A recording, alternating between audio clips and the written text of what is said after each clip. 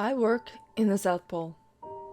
I'm aware that sounds exciting, and it truly is, but it's a difficult job with taxing hours.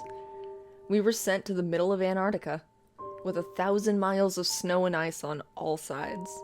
We worked a solid 7 to 5, and with the lack of recreation, we typically do 18-hour days. However, we do have slow satellite Wi-Fi, which is what keeps me sane during the long days. Regardless, all this wasn't the problem. The problem was the sheer atmosphere of oppression. The whole place didn't feel right.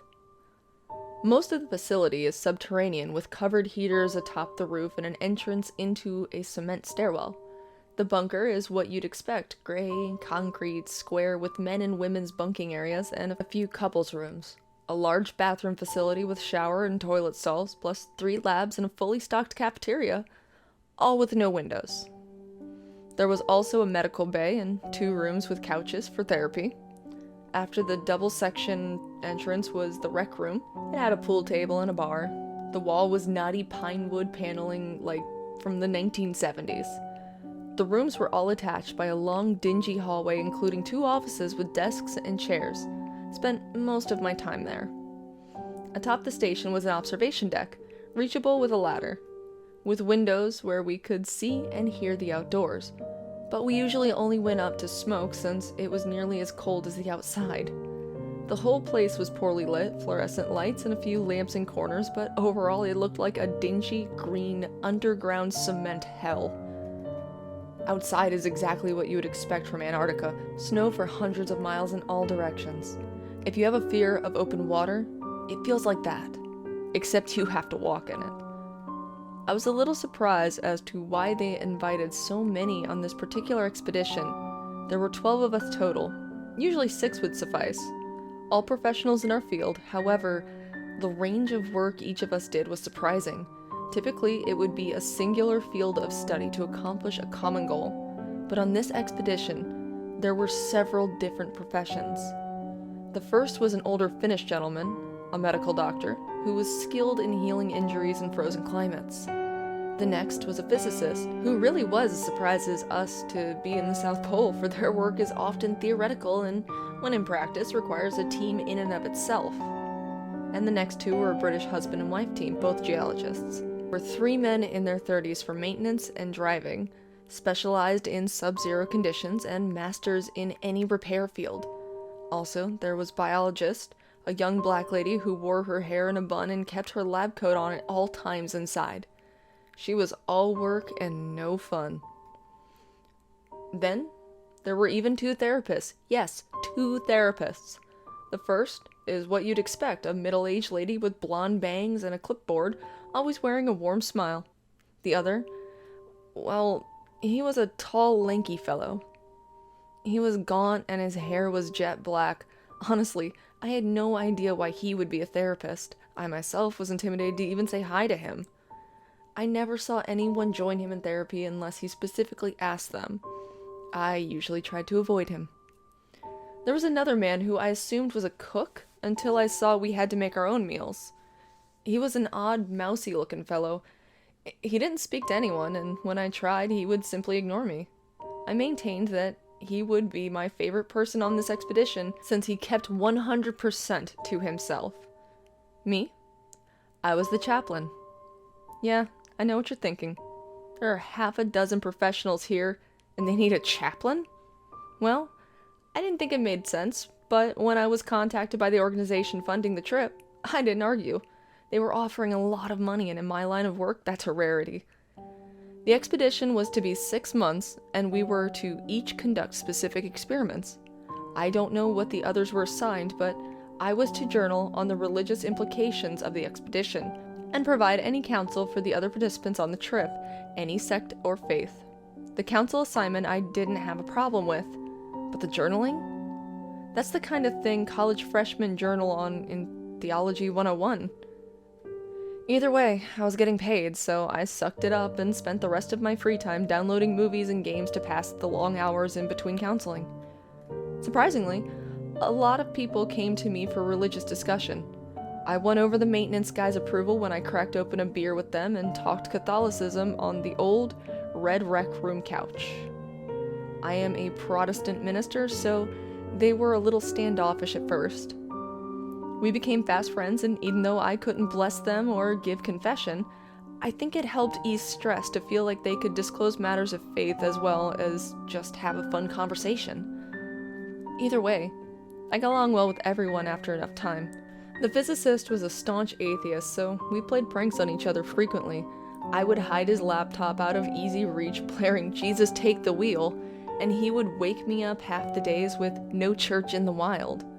I considered him a second best friend in the compound, even though that song did give me chills when I thought about how far away we were from civilization. My best friend was the odd man. He was always around the rec room when I was, and he never spoke. He wore an orange hoodie and jeans indoors and always seemed like he was drinking alone at the dimly lit makeshift bar. I thought nothing of it since our schedules were all different, and I could absolutely condone drinking yourself senseless in a place like this. It was lonely most days. We did our own thing at our own stations, often eating lunch there, frozen meals, or MREs usually. I did spend quite some time talking with the doctor. He was a Buddhist, so we spent many mornings meditating in his medical station under the buzzing fluorescent lights. He said that the place gave him an odd feeling. It was hard to be centered here, in this cement brick buried in the snow.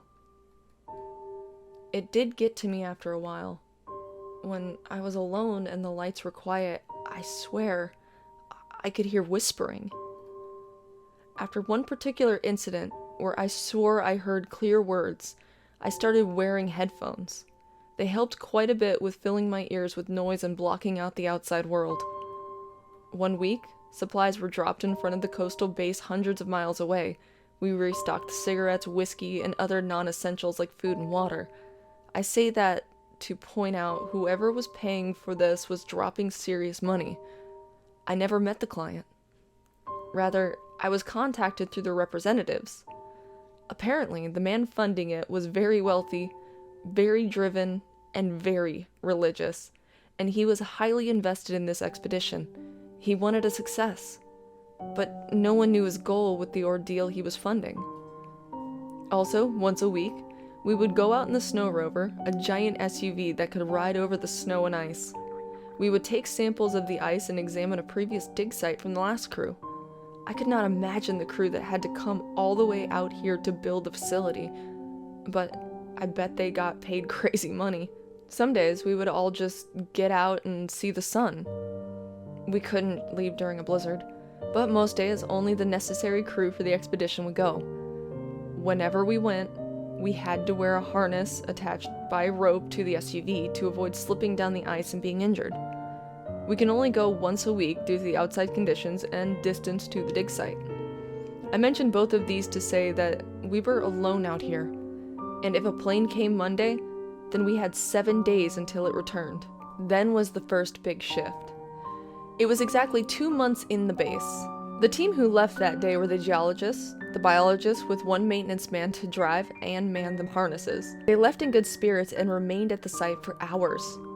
However, they returned, shaken. They burst in the door while I was in the rec room with the therapist, and we immediately noticed the fear in their eyes. The lady geologist ran to the couple's room without saying a word. Her husband chased after her, calling her name. We asked what happened and noticed the biologist was crying. The other therapist entered the room like a ghost, and without a word, he ushered her into his office and closed the door. The doctor burst in and boomed, "What on earth is going on?" I don't know, said the first therapist. She was anxious as I was. Where's Jack, the maintenance worker who drove the SUV? Wait, where's the car? I inquired, opening the door to the outside. I saw nothing but our flag, a long set of footprints, and miles of ice gleaming in the sunlight. We sat for what felt like hours in the rec room, all of us who didn't go on the field expedition, that is. The others were in the tall therapist's office. Panicked voices could be heard behind the door. Finally, they all exited. The geologist went to their room without saying a word. The biologist sat in one of the empty folding chairs. The therapist stood behind her, hands on the back of her seat. She had clearly been crying since she returned. "We got ahead of schedule," she started, gathering her composure. "The dig site arrived at 0700 instead of 8, so we got to work early. At first, all was fine. Jack was in the SUV, minding the harnesses. I was chiseling away at the small patch of ice when I heard the others call from below. We looked at her, hanging on her every shaking word. She continued. I slid down to the base of the hole. About 30 meters down, I think. They had struck a hard surface. We all dug together and pulled out a massive lockbox. Immediately, we assumed it was left from the last dig, but the design was old. It looked like something from World War II. It was heavy and sealed shut. We tugged the rope to signal Jack, but there was no response. We started calling out for him, but he never called back. We couldn't see him from our vantage point.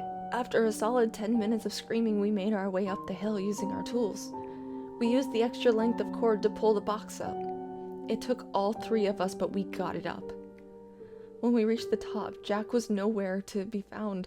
We searched the perimeter for well over an hour, but with maximum visibility, we would have seen him.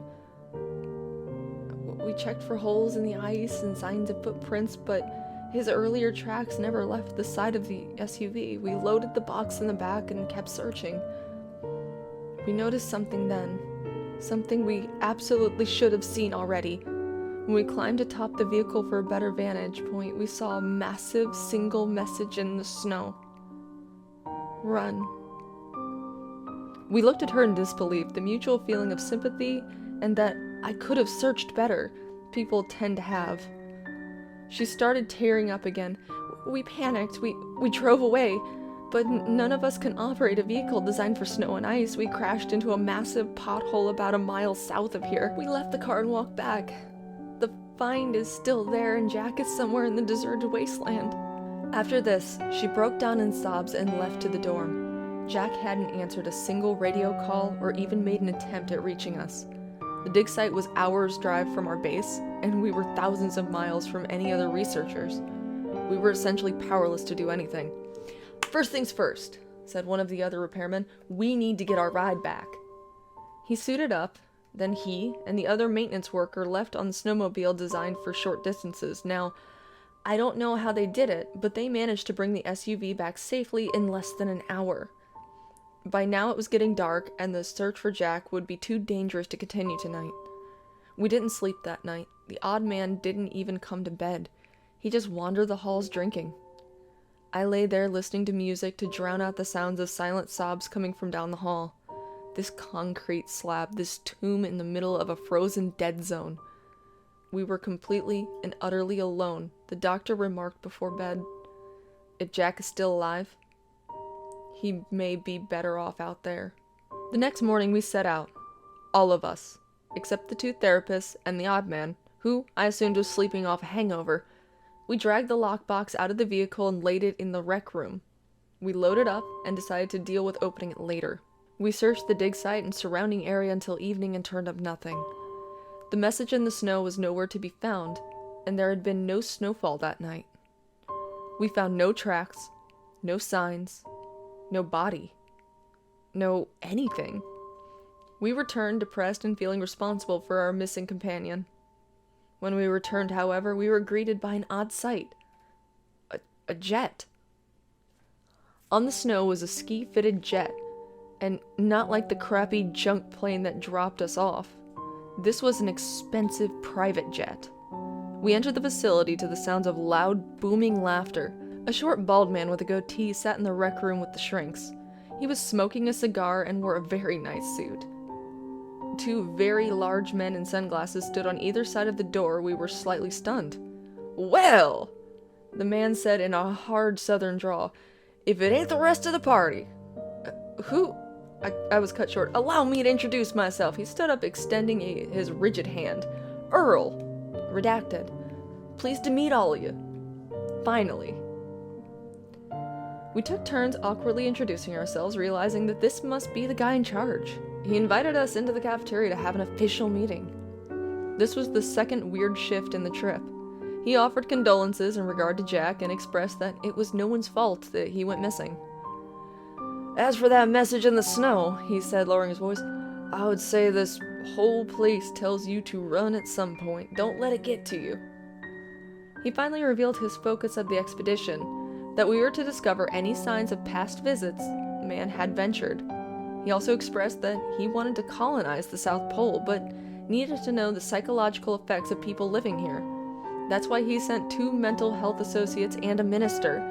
He pointed at me, saying this, making me feel exposed and awkward. He again thanked us and sent us to bed after the best steak dinner I've ever had prepared. This guy was serious. He flew in his personal chef to thank us for our work. The next morning, after a bacon and egg breakfast, he took us into the teletherapist's office, one at a time, to shoot the shit, as he so delicately put it. When it was my turn, he was very respectful. A gesture I appreciate when no one knows I'm a minister, but it feels forced at times when there is pretense. "How are you, Reverend?" he asked softly. "Well," I replied, not sure how to answer the question in light of the past few days. "Glad to hear it," he smiled at the ground. "Son, I'm gonna level with you. You are the most important person here." "How is that?" I inquire, wondering if he's flattering me or not. "Well," he started, looking for the right words, "this trip is more for psychological research than anything." "What?" He cut me off. "We wanted a religious figure and at least 2 therapists to log the mental strain on living out here. We want to build a new civilization, but we've been testing different groups in small segments of time." "Why me?" It was the foremost of many pressing questions. "Well," he said, smiling, "I'm a Methodist boy myself, but I picked you because of an article you wrote a while back. You said in the final line you have the same philosophy as me." "What's that?" I inquired, as I'd written a few articles in my time and wasn't sure which one he meant. "To truly understand God, you must also understand his counterpart." I immediately knew the article to which he referred. It was an article I wrote after seminary on demonology in modern society. I shuddered, as this was an unpleasant field of research.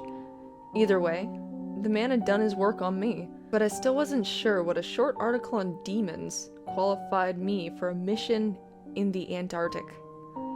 I left the room with Earl, and we proceeded to rejoin the others. We predominantly listened to him rant on rather than talk amongst ourselves. We just didn't feel right. We were here in the warmth while this man was bellowing on, and our friend was out there cold and alone. I heard many times the biologist and geologist asked to leave. At first, the requests were simply brushed off, but by the last request, he sternly reminded them that they were under contract. They resolved themselves to their rooms after that. Earl left that night with the instruction to report our findings if there were any. He then boarded his plane with his bodyguards and left promptly. Before bed, I swear I heard whispering from the observation deck, but when I went to see, there was nothing. The next day, a massive blizzard rolled in. We resolved that Jack had died in the snow outside. No person could ever survive a sub-zero blizzard after 3 days. This is officially where things went bad. We decided to open the lockbox. It was sealed by metal welding all the way around. It took a little while, but the other 2 maintenance men used blowtorches on the chest until it finally came free. They strained to pull the lid off its container. We gathered around, close. I found myself the closest to the box.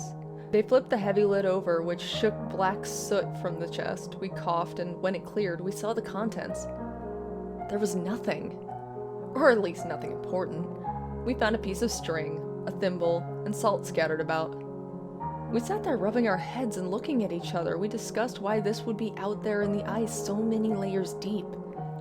We talked a little while until I noticed the physicist leaving. He was pale as a ghost, so I chased him to ask what was the matter. "Hey," I shouted as I caught up to him in the dorm. You good?" He stood there shaking his head. After a long pause, he responded, "No." "What is it?" I was curious as to why he was acting so strange out of nowhere. Meanwhile, I saw the other participants walk down the hall to the cafeteria, only I noticed that the man in the orange hoodie was nowhere to be seen. My thoughts were shaken when the physicist spoke up. "Did you see the words on the lid?" he asked quietly. "No." I was confused. I must have missed it. "Can you read Hebrew?" he asked, choking back tears it sounded. No, I replied. I studied Greek. Wait, can you? Yeah, I'm Jewish, or was. I can read well enough Hebrew at least. His voice shook. I wish I couldn't. What did it say? Daibuk, he said as tears rolled down his face. I had never seen him like this before, and frankly, I was a little scared. You can't buy into that. No, he shouted, cutting me off. You know as well as I do that this place is wrong. It does things to you. God, the first week I chased footsteps around the shower every morning only to realize I was alone every single time. Listen, I placed my hand on his shoulder. We're gonna be okay. I wish I could say I was telling the truth, but that box did have some sort of weird feeling around it. That night, around 2 a.m., I awoke to the sound of footsteps. They were so loud, I heard them over my headphones. I went to check around, and no one was awake beside me. I heard soft sobbing from the couple's room, but knew better than to disturb them. They had it pretty rough right now. As I returned to my bunk, I walked by the cafeteria and caught something awful. It was the most horrendous sight I had ever seen. All the chairs and tables were scattered and flipped, food was smeared all along the walls and ceilings, and utensils and appliances were scattered about. In the corner of the floor was a massive rusted steel cross, and nailed to it was Jack. He was soaked head to toe in blood, and his eyes looked as if every vein had burst. Barbed wire covered his arms and legs, and nails were driven through his wrists and ankles. He was bald and thin, and when we made eye contact, he shook violently and then shrieked through the splattered blood. Belphegor. Now was my turn to lose control. I fell backwards and slid on the tile. I must have been screaming my lungs out, for everyone poured into the hallway asking in confusion what was happening. I had urinated. I pointed to the cafeteria through tears and panicked breaths. The inside was totally normal. Nothing was out of place. No cross, no Jack, no destruction. The last thing I remember was showering and opening a bottle of Jack. It was only 3 hours later I awoke in the rec room covered by a blanket. Jane, the therapist, was asleep on the opposite couch. She was sweet through all of this, and I'm sure she was disappointed by my lack of professionalism. I was still drunk when I stood. Everyone was still asleep, and the blizzard still blasted our compound. I wandered the halls and heard the sobbing from the couple's room again. I realized in my stupor that they may need help. I knocked softly on the door, but the crying continued uninterrupted. Before I could knock again, I had to resolve myself to the toilet. I ran and vomited into the bowl, now feeling slightly more alert. As I stood wiping my mouth, I caught a brief glimpse of a figure leaving the bathroom. It was dark and tall, but I couldn't catch any more details. I finally had enough and returned to my bunk. I fell asleep into a restless sleep that night, but I slept nonetheless. I awoke the next day to someone shaking my arm. Wake up! My vision focused to see one of the maintenance men. Hours out and people are missing. I stood groggily. He turned to the hallway where I could hear voices in the cafeteria. I saw the only other person in the room was the physicist. He was facing away towards the wall. Come on, I slurred. He didn't stir, he just laid there. I only left because I saw him breathing. I walked into the cafeteria. It was lit by emergency candles on the table, where I saw the biologist, Jane, the doctor, and the 2 maintenance men. Counting me, this was less than half our original group. They turned and the other maintenance man said, Well, look who it is. You gonna scare the hell out of us again? I didn't smile or disagree. I just sat beside the doctor and asked where the geologists were. They won't answer their door, Jane said, her age truly beginning to show in her tired, drawn eyes. The other therapist as well is missing. We're gonna leave, chimed the biologist. As soon as the blizzard dies down, fuck their contracts. How? We're 1,000 miles from the nearest base. I felt negative for saying, but I didn't want to risk certain death for a little cabin fever.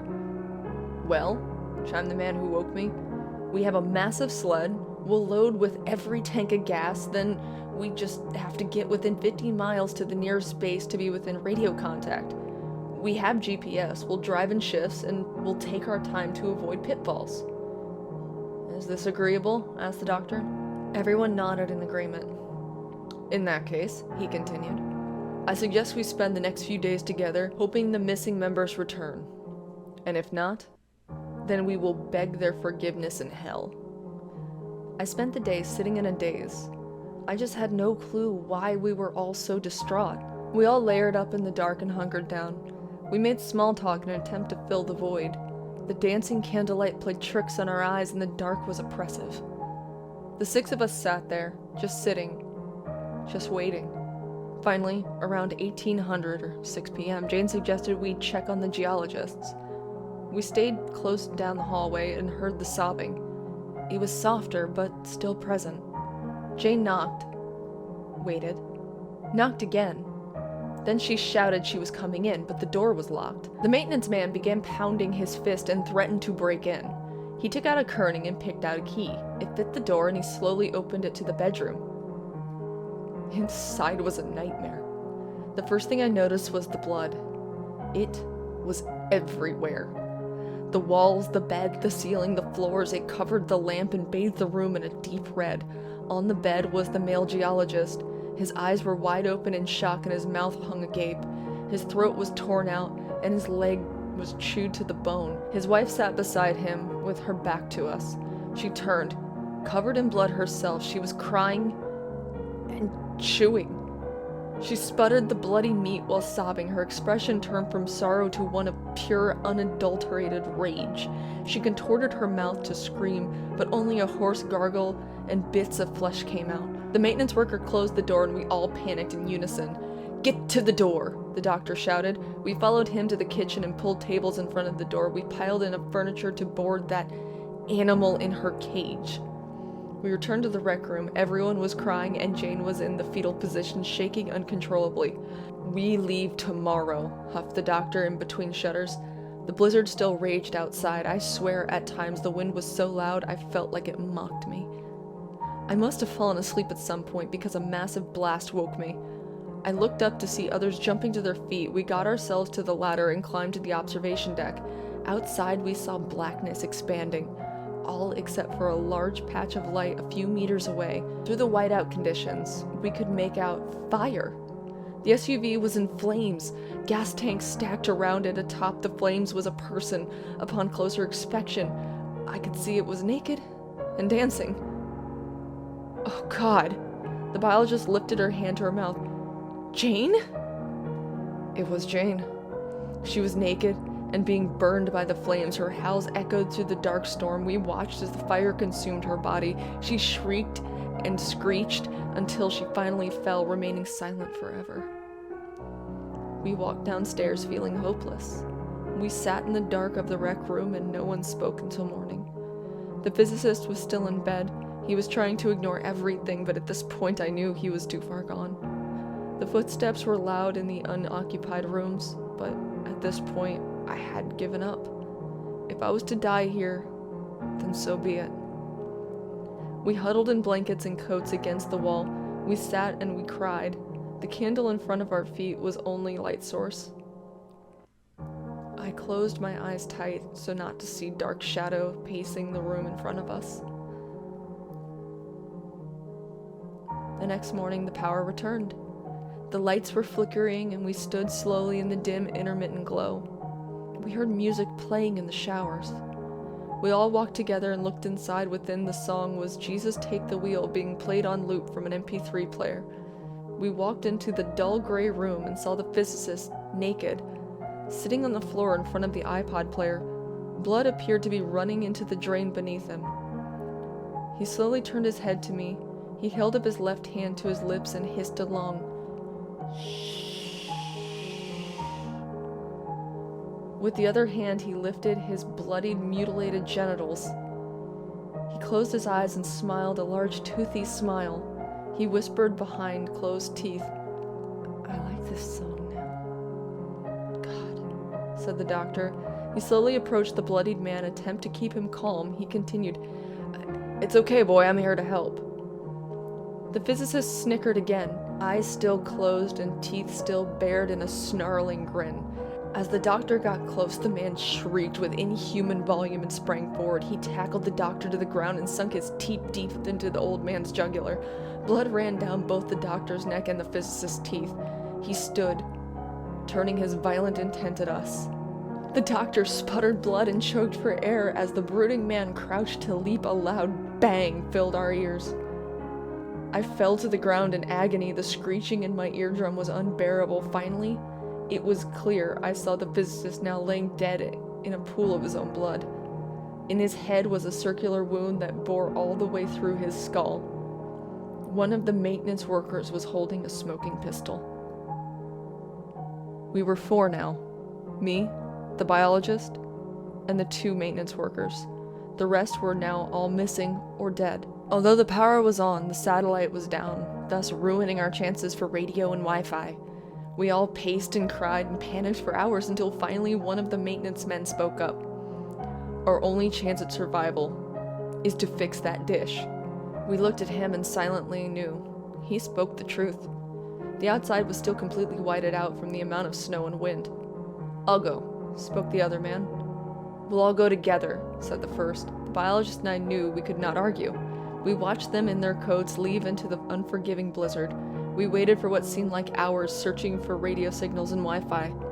Finally, it came back. We smiled for the first time in a while, prepared for the men's return. We sat and waited. And waited.